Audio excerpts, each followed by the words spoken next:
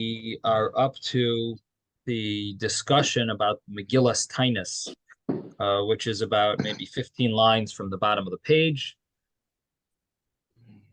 Kol hakasuv b'Megillas Taanis. Everything that is written, anything that is written in the Megillas Taanis. This is, if you're in the art scroll, it is 17b2, the last two paragraphs on the page. So basically, the previous Gemara had talked about drinking wine and taking haircuts. Kainim are allowed to take, if their Kainim are allowed to let their hair grow long, and if they're allowed to drink wine nowadays. And that was a whole major discussion. And why should there be a difference? Drinking wine, according to the rabbis, is prohibited even nowadays, but taking haircuts seems to be permitted. And the conclusion of the Gemara, it seems like the Gemara had two answers why taking haircuts are more lenient. One would have to do with the fact that taking haircuts is much more easier than to get rid of the wine. Taking a haircut takes a few minutes. You take the haircut. Getting rid of wine, if a person's drunk, it takes much longer, especially if he drank a lot. You can't really go to sleeping, doesn't help, and taking a walk doesn't help. So ultimately, there's a more leniency to if a kohen could let their hair grow long than to drink wine. The other answer that the Gemara gave was that the kohen that does the service with while drunk, so his service is invalid. But the kohen that does the service with long hair, the service is not invalid. And the Gemara questioned it and went back and forth. And seemingly at the end, the Gemara understood that it only applied to that the la'chule avoida, like Gemiri, that we have a tradition that there is a death penalty for kohen doing the service with long hair, but there is no problem. It doesn't actually ruin, it doesn't invalidate the service. So that was the conclusion of that Gemara.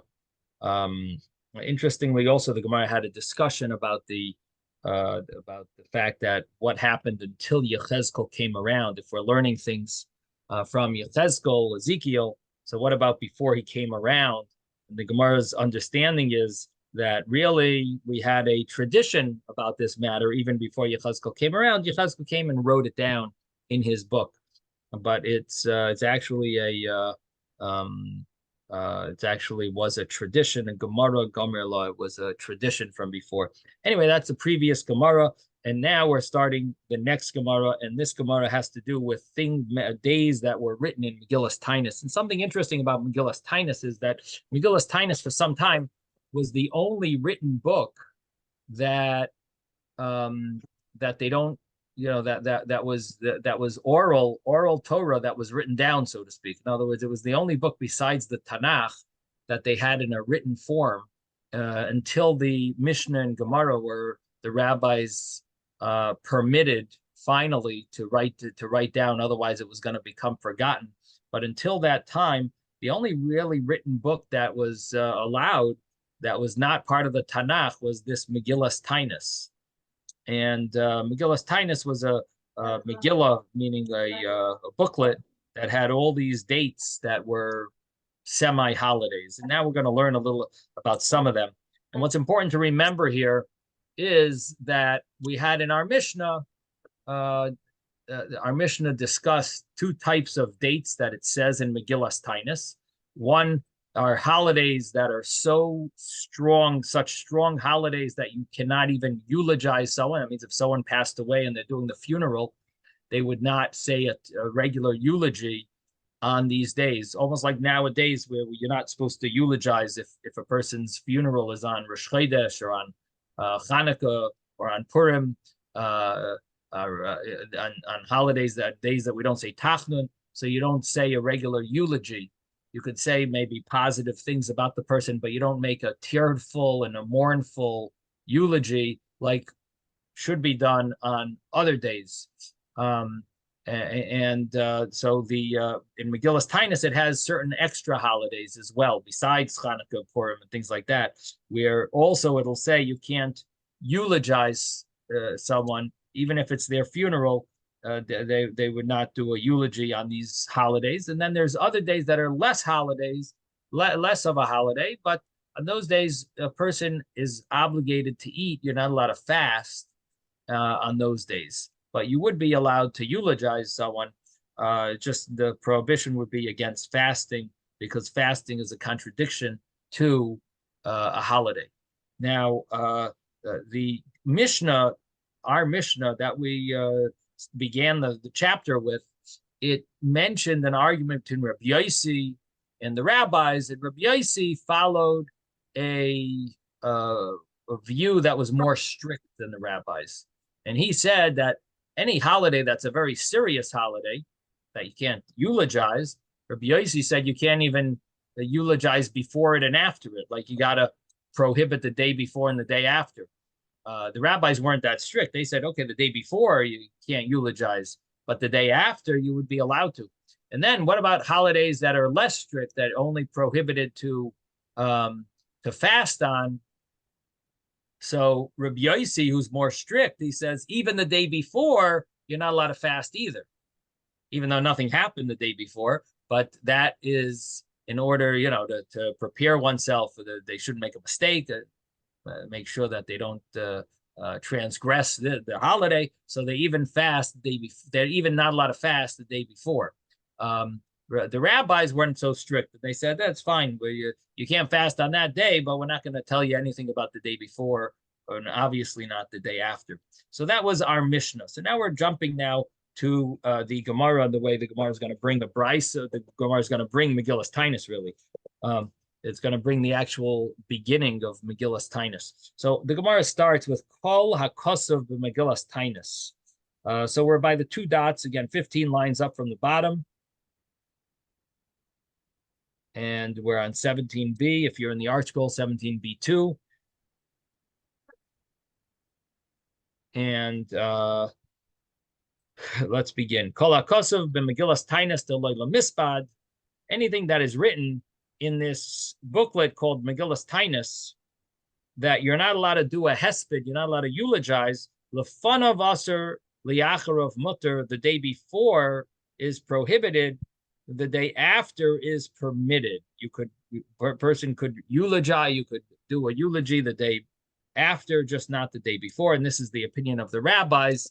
Rabbi Yossi was more strict, and he prohibited both the day before and the day after. Tano Rabbanan, the rabbis learned, the rabbis taught, and this is actually a quote from the Megillas Taanis. Elain Yomaya, these are days delay lehesana behind, not that you're not allowed to fast on. Again, that's the more lenient type of holiday. Umeksasain, and some of them, delay lemispad behind, are you can't eulogize, which means they're the more strict ones. Some of these days are dates that are more strict. You can't eulogize. Mereish Yarcha de Nisan Viad Tmanya Boy. So the 8 days from the Rosh Chodesh Nisan, the Reish Yarcha, the beginning of the month of Nisan, until the Tmanya, the 8th day of Nisan, Itoikam Tamida, it says the Tamid offering was established. The Loyla Mispad behind, and therefore one cannot eulogize on these days. So that's 8 days from the beginning of Nisan till the 8th day of Nisan, no eulogizing. Mitmanya Bey Ad Seif Yamaya, Ad Seif Mayadaya, from the 8th day until the end of the holiday, meaning of Pesach. So we got from the 8th until the 22nd. So is all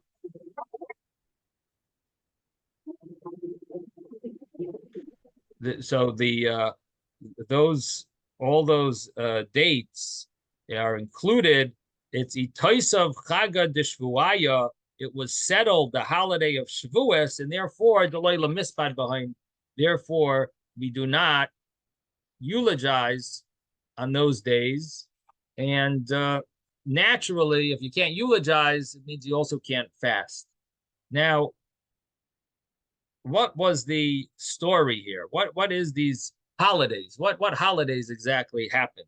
So Rashi tells us over here that the Tzedukim, which was a group, the Tzedukim and Baitusim were two groups. They both were started by students that had studied by a great rabbi, Antignos Ish Seichai, and he had taught that the person shouldn't serve Hashem because of reward. And they understood Antignos wrong. They thought that there is no reward. Antignos was not saying there's no reward to mitzvahs. Antignos was saying you don't serve Hashem in order to get a reward. But they understood him wrong, and they were turned off, and they ultimately started their own sect. Now, the problem that we had in the time of the second Beis Hamikdash was that many of the leaders at that time, like the Kohen Gadol, was appointed by the government, the Roman government. The Roman government, they would accept bribes, and they could care less about our religious rules. And therefore, many of our Kohanim Gedolim were Tzedukim and Baitusim. There were people from these groups that were not following the authoritative tradition of Judaism. They were following a diluted version with certain changes. And the rabbis debated them and tried to get them to change their views especially because they were going to run the show in the Beis Hamikdash. And so the rabbis tried hard to make it very clear the way things are supposed to be done and try to get them to change their views.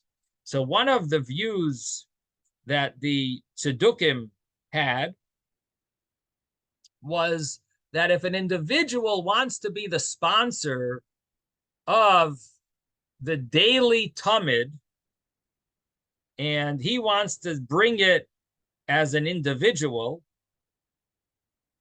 the Tzedukim felt that that's acceptable. And they found a source for it because it says in the Torah,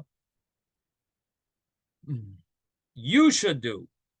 The Taaseh, you should do. You should do it in the morning, one keves, one lamb, and Taaseh bein harbayim, you should do it in the evening, between evenings, and that would be the, see, it sounds like it's singular, and therefore, the Tzedukim held that you're allowed to bring the daily sacrifice from your money. You could go and be the donor of the daily sacrifice, and you bring it. Like an individual could bring the Talmud.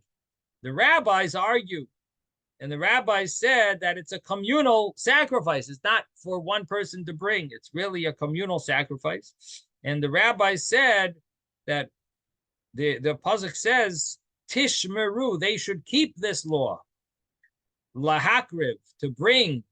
So because it uses a lashon rabim, it uses a plural, it teaches us, because there is a plural as well, Tishmeru, so that teaches us that it has to come from the community, and ultimately from the shekels that they would collect, the Trumas Halishka. They would, they would collect all these half shekels every year. And ultimately, that's where it came from. And the rabbis convinced the Tzedukim that they were wrong because of this other pasuk. And the good thing was that they actually accepted it. And the Tzedukim agreed, to change. And ultimately, what happened is that in the time of the second Beis Hamikdash, we didn't have individuals bringing this carbon Talmud. Instead, it was brought as a communal sacrifice the proper way.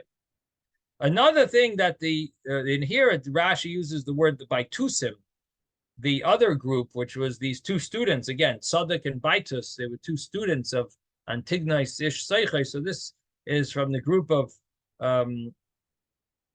Baitusim, And the problem that the Baitusim had, that we had with them, was that they had a different day for Shavuos. Again, these are people who they left, the Tzedukim and Baitusim left the traditional Judaism, and they started their own religion based on verses, based on psukim, with only things that it says in the written Torah they followed, and they didn't follow the oral Torah. And we had to deal with them because, again, they were in charge of Beis Hamikdash because it was all under Roman rulership, and we didn't have much of a choice.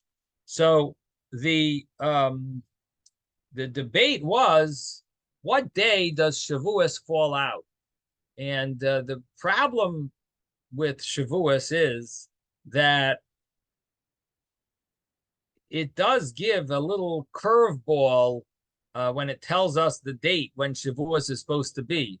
In other words, the Torah doesn't say so clearly. It says Mimachras HaShabbos, which literally means the day after Shabbos. So, which sounds like Shavuos is always going to fall. You count 7 weeks or whatever after Shabbos, and that's when Shavuos is. The problem is that the rabbis had a tradition that it doesn't go by the day after Shabbos. Doesn't always fall on a Sunday. It falls on whatever day of the week it comes out on. And the Baitusim, they follow their logic, and their logic had something to do with the fact that it's more convenient. Hashem wants us to enjoy ourselves. If he puts a Yom Tov, Shavuos, on a Sunday, it'd be perfect. We'll have a Shabbos relaxation and have Sunday relaxation. And so therefore, it was fitting for the Baitusim. They understood that that's what the holiday of Shavuos is supposed to be. The problem is that that's not the traditional translation. It doesn't mean the day after Shabbos. It means the day after the first day of Pesach. It's always you start counting the Yom on the second night of Pesach. It's the day after Shabbos. And here we're using the term Shabbos in a more of a symbolic way rather than the actual meaning of Shabbos. So because of that, the rabbis had to fight with the Baitusim, and they ultimately won. And basically, Shavuos was established to be 7 weeks from Pesach and not 7 weeks after Shabbos, 7 weeks after Pesach. And so it doesn't always fall on a Sunday. So getting back to our Tanu Rabbanan, our Megillas Taanis here. So we have these two holidays that were not 1 day holidays. The first one was an 8-day holiday from Rosh Chodesh Nisan until the 8th day of Nisan. And the other holiday was from the 8th day of Nisan until the end of the holidays, which at least in America would be 22nd day of Nisan. In Israel, it would be the 21st day of Nisan. Okay, so that's basically this beginning part of Megillas Taanis.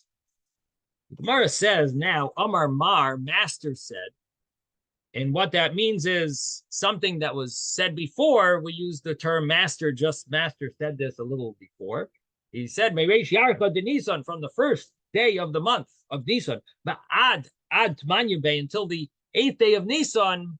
So he says, he took him to be the Talmud was established, the Korban Talmud, which is the daily offering that was done in the morning and in the afternoon. The lamb was brought. So that was properly established, the Leila Mispad, and therefore we should not eulogize on these days.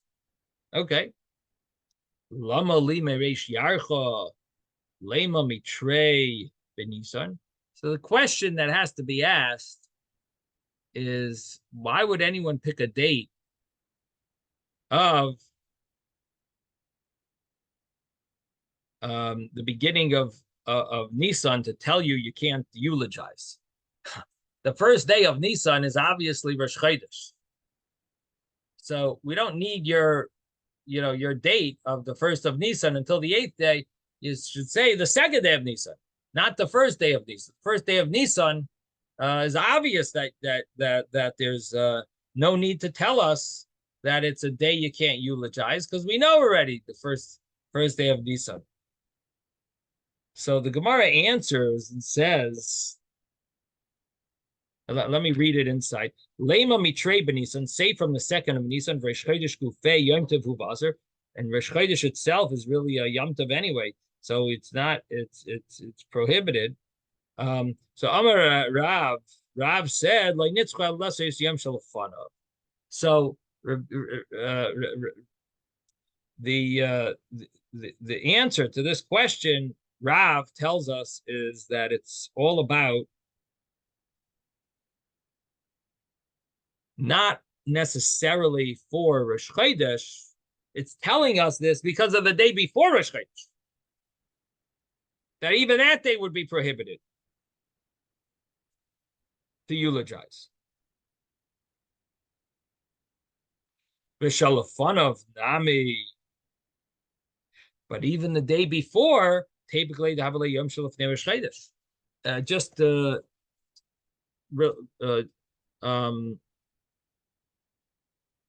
It could be learned out from the fact that it's the day before Rosh Chodesh that would also prohibit people from fasting, from eulogizing. So the question is that why are we giving a date that says you can't eulogize from the first day of Nisan, if really the first day of Nisan is Rosh Chodesh, and there's no need to tell us that. It should say from the second day of Nisan. Now, the Gemara wanted to answer that it's also telling you that the day before Nisan, which would be the last day of Adar, would be prohibited also in eulogizing. But the Gemara says, what do you mean? That's going to be prohibited also because Rosh Chodesh, the day before Rosh Chodesh. The Yom Shel Fnei Rosh Chodesh. So the Gemara answers a very powerful answer, that Rosh Chodesh d'Oraisa, Rosh Chodesh is really a biblical holiday. D'Oraisa like a biblical holiday, biblical law doesn't need strengthening. We don't have to prohibit fasting the day before a biblical holiday. D'Oraisa like the Tanya, as we learned in a Brisa, Hayamim ha'ela ksuv Megillas Taanis, these days that are written in the Megillas Taanis, Lifneim ula'achareim asurim. The day before and the days after them are prohibited. That, in other words, days that are mentioned as festivals and they're prohibited in certain things. So the days before and the days after are prohibited. Shabbos v'yom tovim hein asurin lifneim ula'achareim mutarin. The Shabbos and Yom Tov, they are prohibited. But the day before them, the day after them, those are going to be permitted. So what is the Gemara? What are we saying? What do we see here? Sounds like there's a difference between a Shabbos holiday and a Rosh Chodesh holiday. Anyone following? So basically, Ezra's with me. Okay. Anyone else? Anyone else following? Okay, so let me just take 1 minute, less than a minute. I got it. You got it? Okay. Yes. Let me just take less than a minute to make sure everyone is following here. The booklet called Megillas Taanis tells us that there's certain smaller holidays that you might not know about, and you're not allowed to either eulogize on those days or fast on those days. The two holidays that we just quoted are the first day of Nisan until the 8th day of Nisan, and then there's one that's from the 8th day of Nisan until the end of Pesach. So Nisan is the month that Pesach is in. So the first day of Nisan until the 8th day of Nisan is prohibited in eulogizing. The question is, why would you need it to say the first day of Nisan is prohibited to eulogize? It's Rosh Chodesh.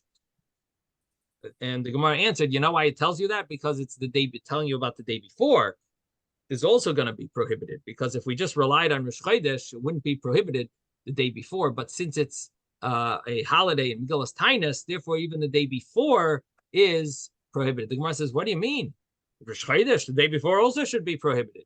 So he says, no, because Rosh Chodesh is in a different category. Rosh Chodesh is called the Araisa. It's biblical. These other holidays are rabbinic. And therefore, something biblical, we don't need to prohibit the day before, because the day before is all about strengthening the holiday. We need to prohibit the day before so that you won't forget about the holiday. But on something that's written in the Torah, that doesn't need chizuk, that doesn't need strengthening. And therefore, we don't have to prohibit the day before because you're not going to forget. Something that is not so popular, that you could forget. Something that's very well known, and that you're not going to forget. So that's the Gemara's that was the Gemara's explanation, and the Gemara spells it out now.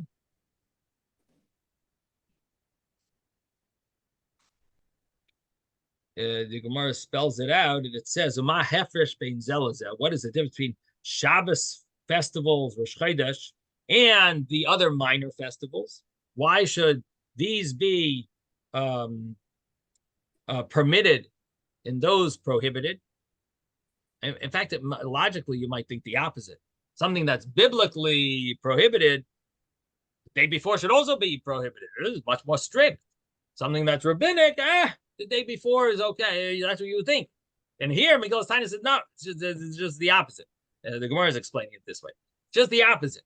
Something that's rabbinic, that you prohibit the day before. Something that's biblical, that's a prohibited the day before. No, we don't need to strengthen it.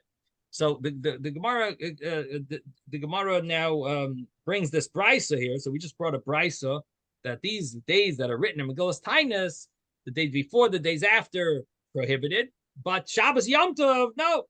In Mahavrish Ben Zelazah, the brisa asks this question, and what is the difference between these two things?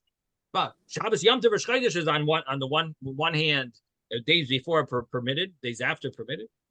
The small holidays, everything's prohibited. So the Gemara answers, Halalu divrei Torah, divrei Torah and Tzirchin Chizuk. These are words of Torah. Torah doesn't need any strengthening. Halalu divrei Sofer, divrei Sofer Tzirchin Chizuk. These are words of the rabbis, and the rabbis' words need to be strengthened, and therefore we prohibit the day before and the day after.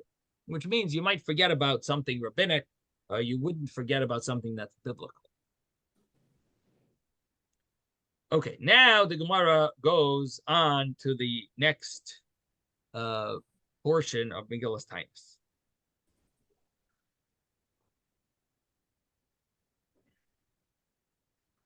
So it says as follows: Amar Mar Mitzpanya Bay Ad Seif Mayada Itoisav Chagad Shvai Deloilamis. From the 8th, Tmanya's 8th, until the end of Mayada, the Mayed, the holiday. Itoisav, it was settled, like from the word Ger v'soishav anoichi imachem, right? Toishav means a settler, and so it has been settled. The holiday of Shavuos, it was settled not to eulogize. So, so this is the 8th day until the end of the holiday of Pesach. Guess what? The Gemara has bothered with the same problem. Lamali ad seif mayed. You need to tell me that you can't do a eulogy on the whole Pesach. Isn't Pesach a holiday? So of course you can't do a eulogy on Pesach.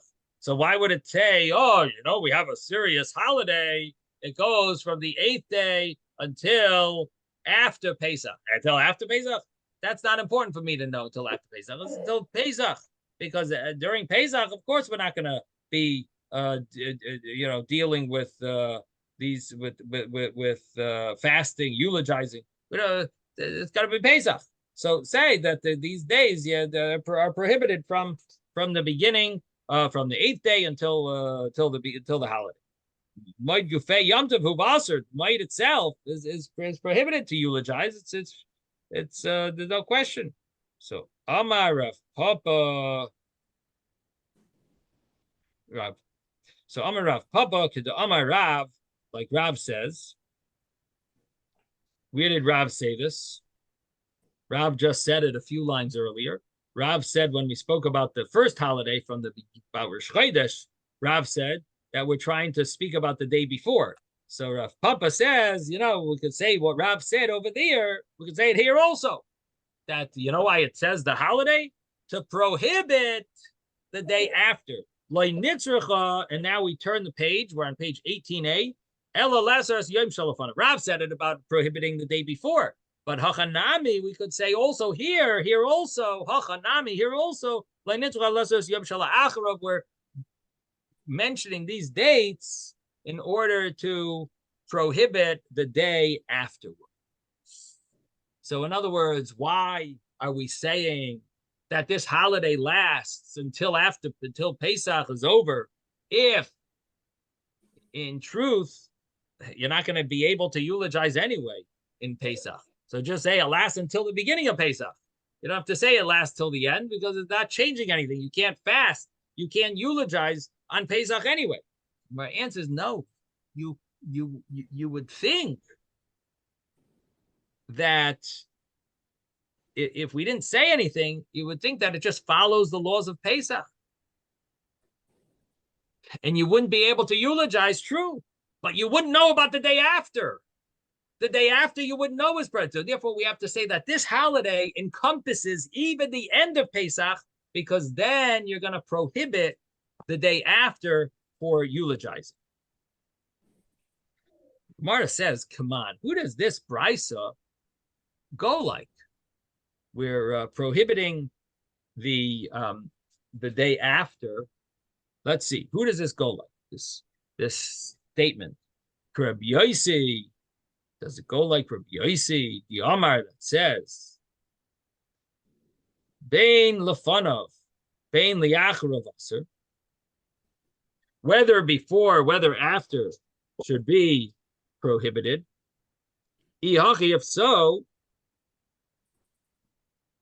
the Esrim V'Tisha Nami. Right, the 29th.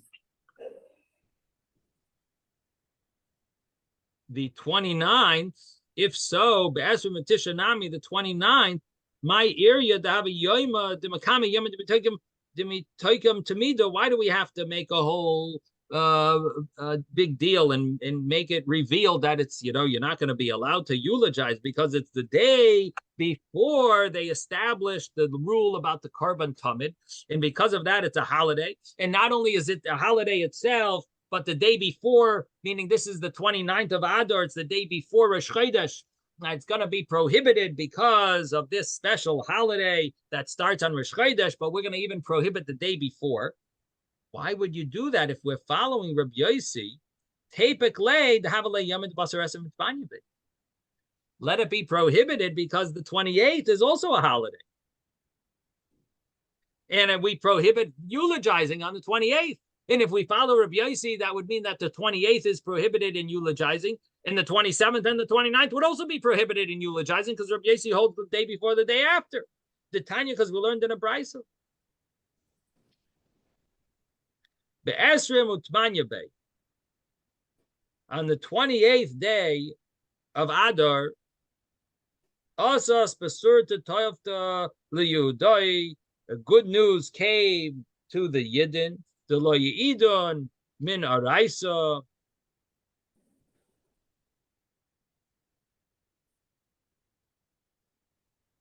That they won't be removed from Torah. Shepam achas, because one time Nigzra Gzeir al Yisrael, it was decreed a decree against the Yidden. Shalo yasku b'Torah, they shouldn't study Torah. Shalo yamulu es b'neiam, they shouldn't circumcise their son.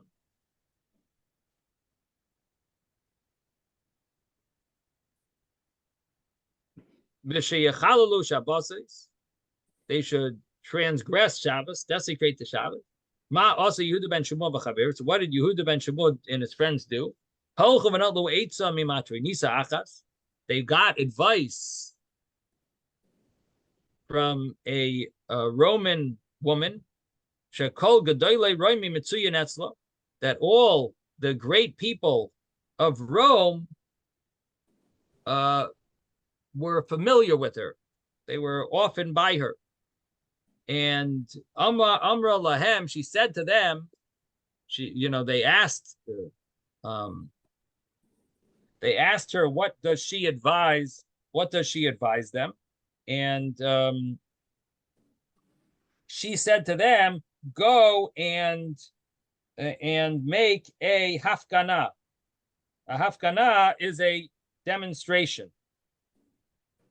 Imdu v'hevginu balayla. Get up and make a demonstration at nighttime. Holchu v'hevginu balayla.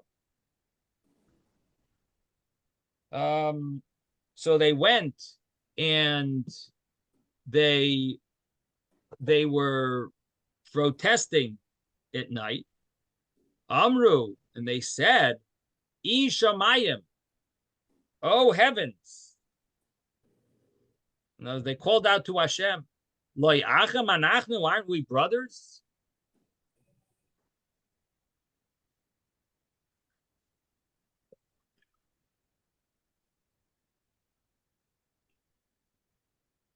So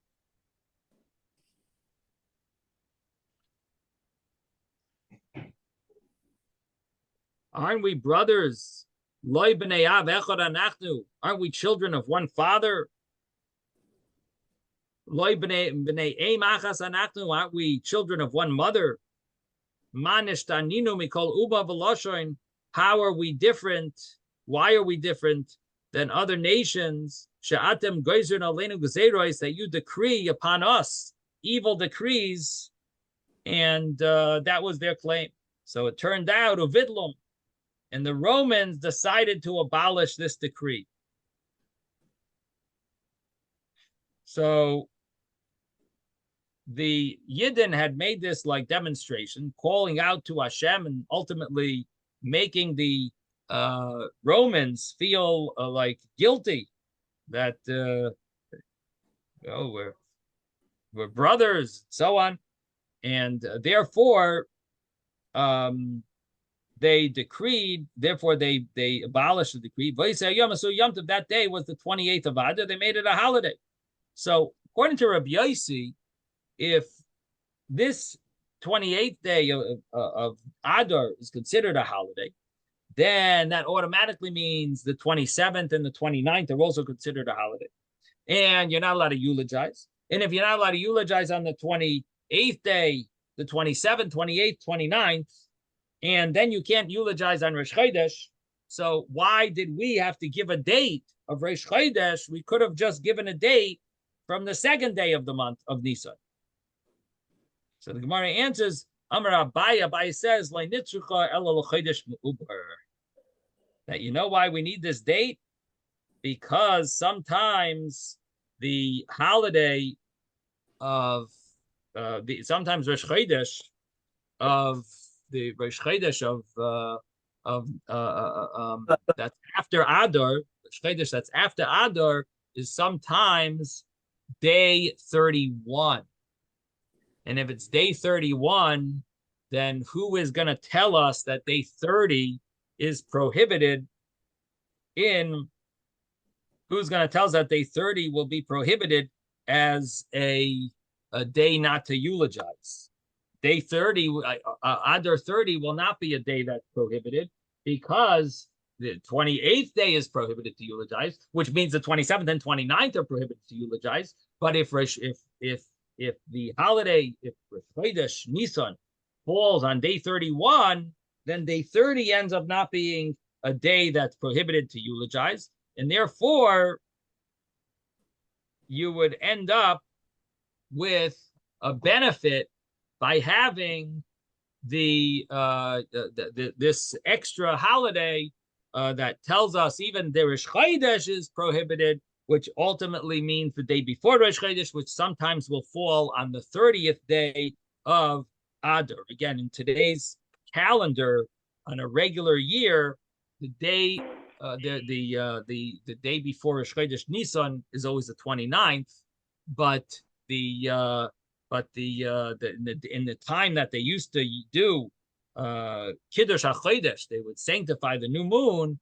So in those days, when they would sanctify the new moon based on their viewing of it, their vision of it, then it could have happened that the Rosh Chodesh Nisan will be on day 31 instead of on day 30. So it could have happened that way, and therefore this will prohibit day 30 from eulogizing. Okay, so the Gemara says, Rav Ashi Amar, Rav Ashi says, even if it's a day even if it's a month, that's a Chodesh Chaser, it's a month that's missing a day, a deficient month, a month missing a day, even if you want to say that it's the month before Nisan, which is called the month of Adar, is a deficient month, it's only a month of 29 days. Kol shala'achrav b'tainis aser behesped mutter. Kol shala'achrav, all the times that it's the day after a holiday, so we prohibit fasting, but we permit eulogizing. And so therefore, day 29th of Adar would be the day after the 28th.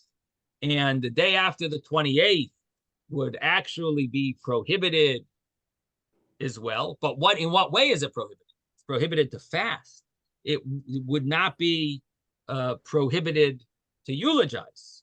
V'zeh, in this 29th of Adar, since it's in between these two holidays, the holiday of the 28th and the other holiday as well.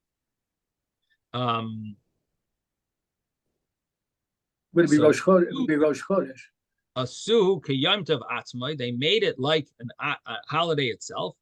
Va'afilu, that afilu behesped nami aser, even in hesped it would also be prohibited, and even eulogizing. So this was necessary for us to calculate it as a part of this minor holiday, in order to prohibit the eulogizing on that day. It would have always been prohibited, true, to fast, but now we are counting the first day of the month also as a holiday, so that would be that would make it prohibited as well to eulogize. Now let's read the Rashi over here on the side. It says, the kol shala'achra, all the times that we say that the day after is prohibited, Rashi says, any day that's prohibited because it's a day after one of these holidays, it is prohibited for fasting, but is permitted for eulogizing. And that's why it chooses the words from the beginning of the month of Nisan, that's a holiday that's had to do with the celebration of bringing the sacrifice, the carbon tamid, that's only for a community to bring. The leve high chaftes, that will cause that this 29th day, did nakat, that we are talking about mutal ben shnei yomim, it's in between these 2 days. Mishum de'i mitzah mishum delafnei yom tov. If you want to say that it's prohibited,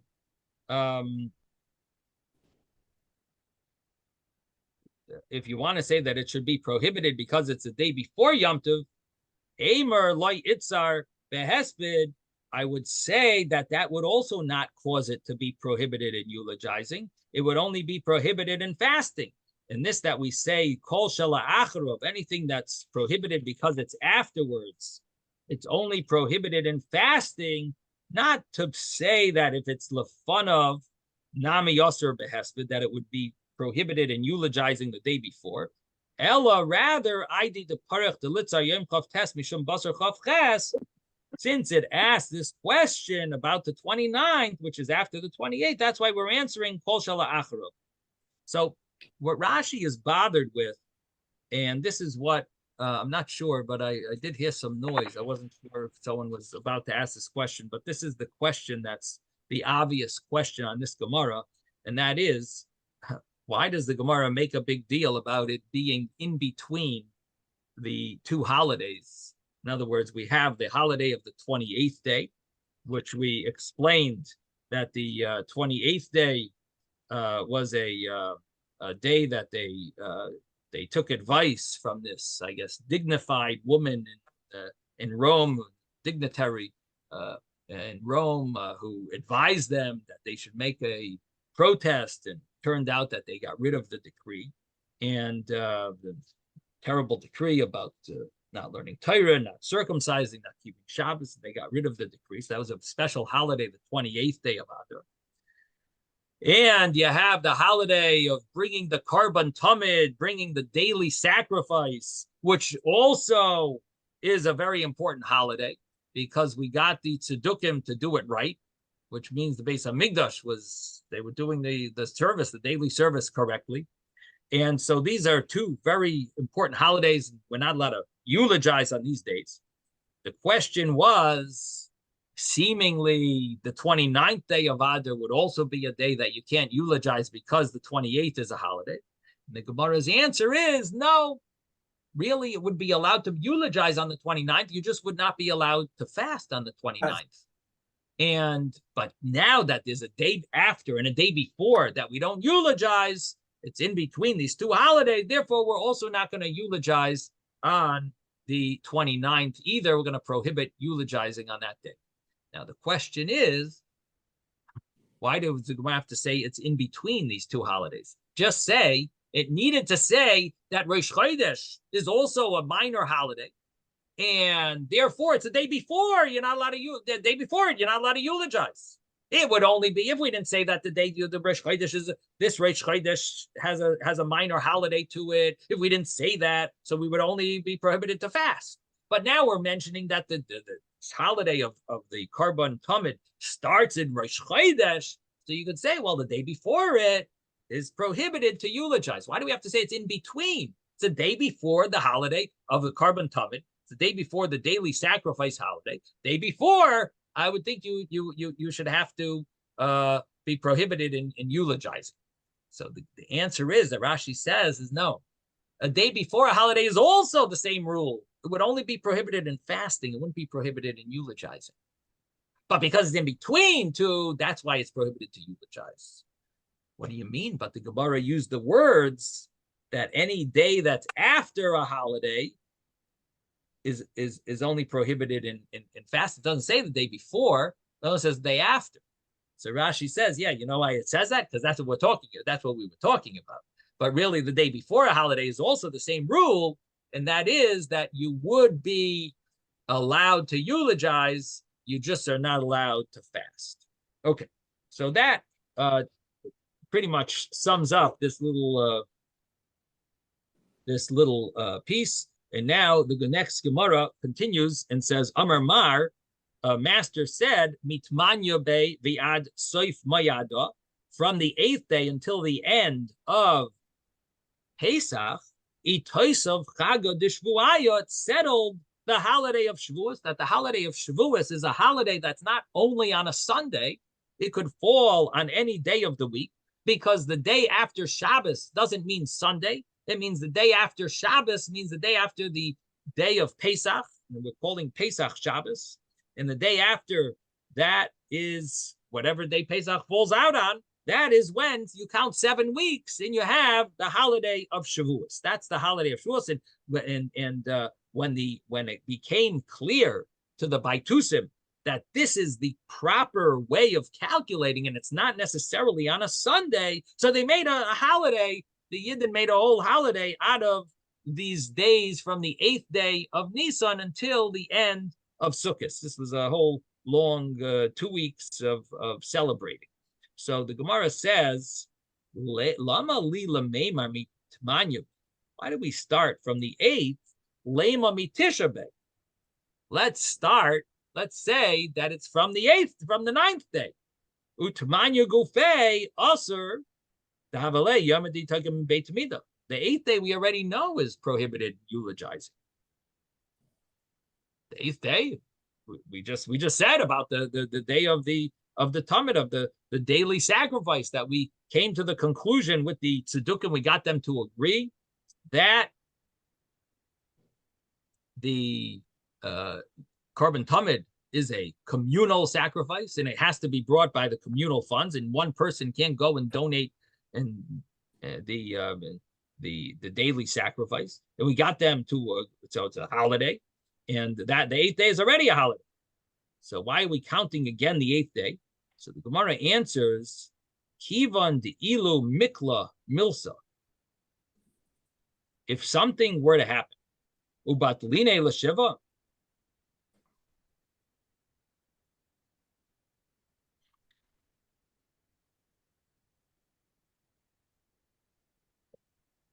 and we would have to nullify, and we'd have to nullify one of the first 7 days of Nisan because maybe something bad happened. We'll have to abolish the holiday. So Tamanya Gufei Usser, the 8th day, we're never going to permit eulogizing. It'll be prohibited to eulogize. There's an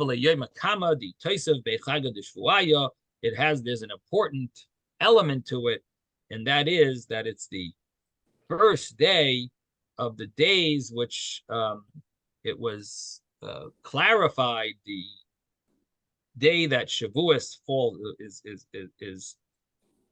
supposed to fall out on, and therefore this day should never be abolished. So now the Gemara says, Hashta, now the Yasis Lahachi, that we came to this understanding that sometimes there's overlap in these holidays. As for Matisha Nami, you could say that the 29th day of Adar, the reason why we had this overlap there was Kivan de Ilu Mikla Milsa, if something were ever to happen, and we have to abolish, let's say, the 28th day of Adar because of some maybe tragic situation. Nevertheless, Esr V'Tisha Gufei, also the 29th day will still stay prohibited. The Havale Yoima, the Makame Yoima, the Toikim Tamida, it will be the day before the day that the Korban Talmud was established, and therefore it'll be usher, it'll be prohibited even if we abolish the 28th. We needed to say when it is because there's a benefit in saying what it is, because there's sometimes the other holidays would be abolished, and therefore we need to know when this holiday really is. In other words, until now we thought that we just need to know what days you can't fast and what days you can't eulogize. We didn't take into consideration the fact that there's sometimes these holidays are nullified, they're abolished, and so because of that, we need to know exactly when each holiday is. So if one holiday is abolished, it won't mess up the other holiday. Therefore, we need to know the days of each holiday and what the appropriate day is, whether it overlaps something else or not. This way, we'll know about to what extent when we abolish one, the other one should be fully there. So we would need to know that. What's the word Rashi uses at the end? Ulechatzoy. Lechatzoy. Which Rashi are you? Lechatzoy. The same one you just finished, right? No, this is the one. This I knows, right? Right. Let's read it inside. Hachi Garcinon. The ikla milso batline l'shiva. If something happens and we abolish the 7 days of one of the 7 days of the beginning of Nisan, Tamanya Gufei, Usher, the 8th day will stay Usher. The Havale Yoima, the Toisav Chag Shvuaya, it's the day Right. that was settled Right. when the holiday of Shavuos is. The Ikla Milsa, something happened, Shem Nigzug Zera, Trichim Les Right. Anois, if something Xera happened that we need to fast, Teichelu Yamim Toivim, during these days, the Tamid, Ubidlu Waisan, Les Anois Bekulan, then they abolished to fast on all of them, Shein Lavadla Lechatzoin, because they wouldn't